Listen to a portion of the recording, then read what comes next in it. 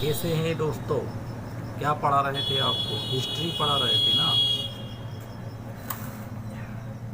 चलिए, इतिहास की क्लास को शुरू करते हैं। आपको महाजनपद पढ़ा दिए थे।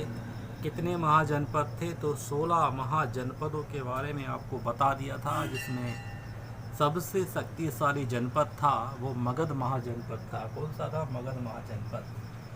ठीक है, मगध महाजनपद जो था वो सबसे शक्तिशाली जनपद था। क्यों शक्तिशाली जनपद था भैया मगध महाजनपद? क्योंकि मगध महाजनपद जो था वो चारों तरफ से नदियों से घिरा हुआ था, और नदियों के होने के कारण वहाँ मछलियों का व्यापार भी होता था, और दूसरा वहाँ खेती जो है बहुत अच्छी होती थी। ठीक है, मगध महाजनपद में खेतियाँ भी बड़ी अच्छी होती थी। और ये देखते हैं मगध महाजनपद के अंदर वहाँ के जो राजा थे वो भी बड़े महान महान राजा वहाँ पर हुए हैं मगध महाजनपद में। तो मगध महाजनपद जो है वो विस्तारित हो गया।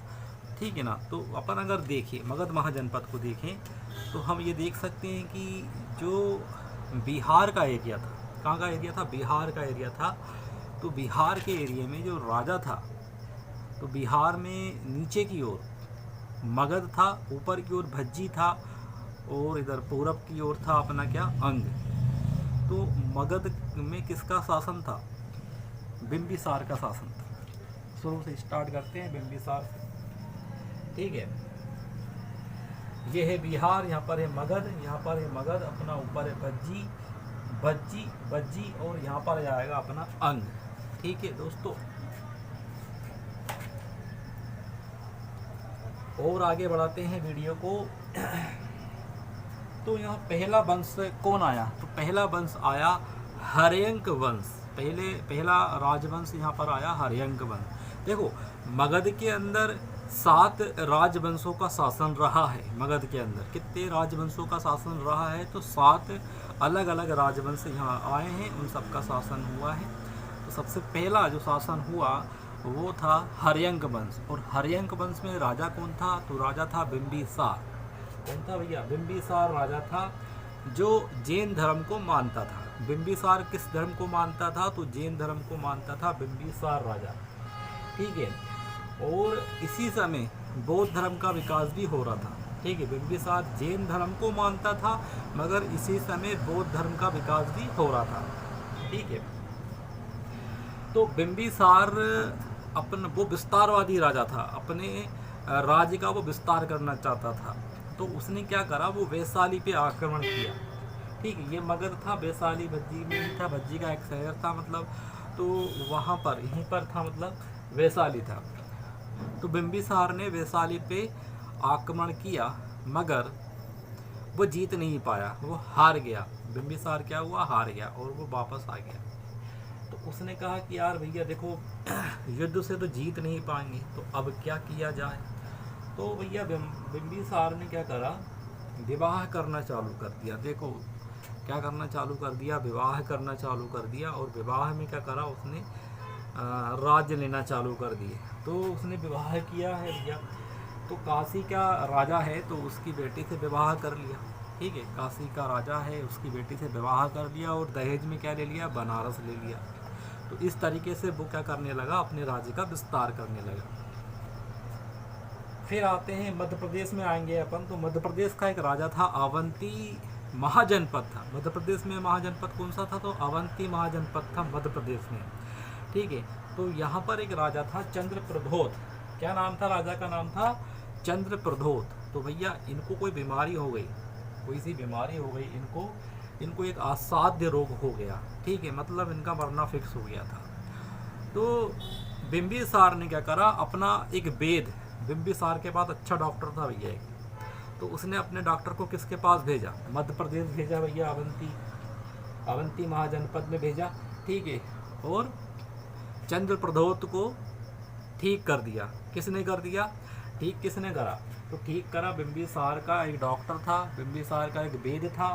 ठीक है, क्या उसका नाम क्या था? जीवक नाम था। बिंबिसार का वेद का नाम था जीवक। बहुत बढ़िया डॉक्टर था भैया वो। तो इसने क्या कर दिया?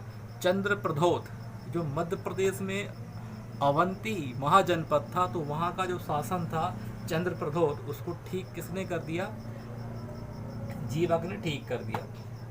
अब भैया चंद्रप्रद्योत ठीक हो गए, उसने कहा कि अब तो भैया उनने चंद्रप्रद्योत ने कहा कि देखो हम तो मरने वाले थे, हमारी जान आपने बचाई है, आप जैसा बोलोगे हम वैसा करेंगे। तो उसने कहा कि भैया आप एक काम करो, मगध में शामिल हो जाओ। तो चंद्रप्रद्योत क्या हुआ? चंद्रप्रद्योत ने मगध की अधीनता को स्वीकार कर लिया। कोई डाउट? ओके। अब भैया बिंबिसार जो था उसका बेटे का नाम था अजातशत्रु। तो बेटे ने अपने पिता की हत्या कर दी। ठीक है, अजातशत्रु ने अपने पिता बिंबिसार की हत्या कर दी। ठीक है, और क्या बन गया? खुद राजगद्दी पे बैठ गया, खुद राजा बन गया। तो जब पिता की हत्या कर दी तो उसे कहा जाने लगा, कुड़िक कहा जाने लगा। अजातशत्रु को क्या कहा जाने लगा? कुड़िक। और भी नाम मिले, पितृ हत्या। ठीक है, ये से इनको छाप पड़ी फिर। और शत्रुनाशक, ये सब अजातशत्रु के नाम हो गए। और आगे बढ़ते हैं। तो बिंबिसार की हत्या हो गई भैया, अजातशत्रु क्या बन गया? यहाँ पर राजा बन गया। तो हर्यंक वंश का दूसरा राजा जो था वो कौन था? तो वो था अजातशत्रु।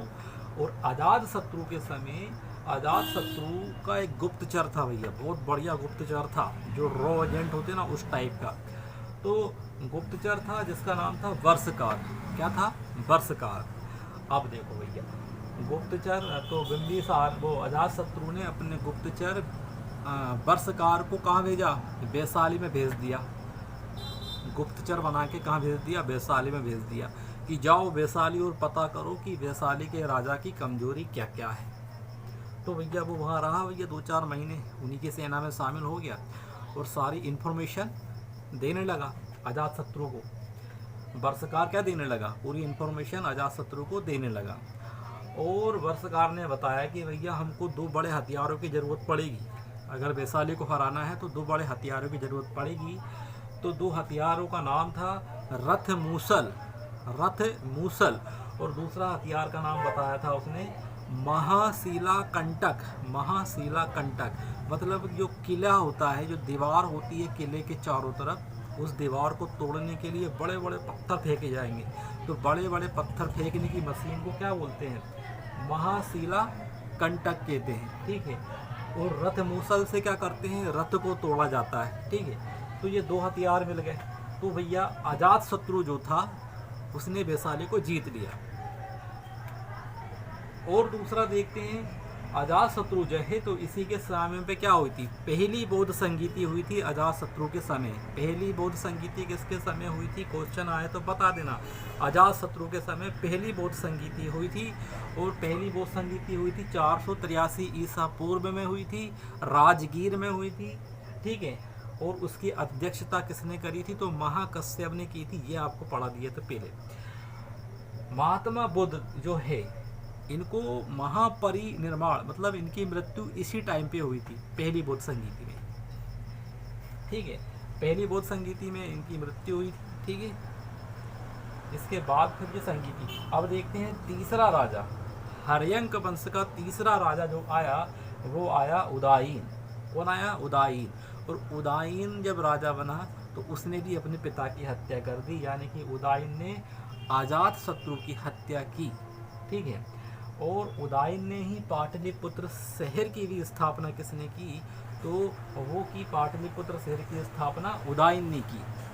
और उदायीन को पता नहीं किसने चाकू माकू मार के चले गया, पता ही नहीं चला अभी तक किसने चाकू मारा उदायीन को। तो उदायीन भी खत्म हो गया। अब उदायीन का बेटा था नागदशक।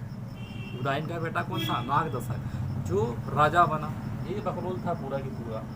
तो नागदशक चौथा, हर्यंक वंश का चौथा राजा बना नागदशक। और नागदशक का सेनापति था शिशुनाग।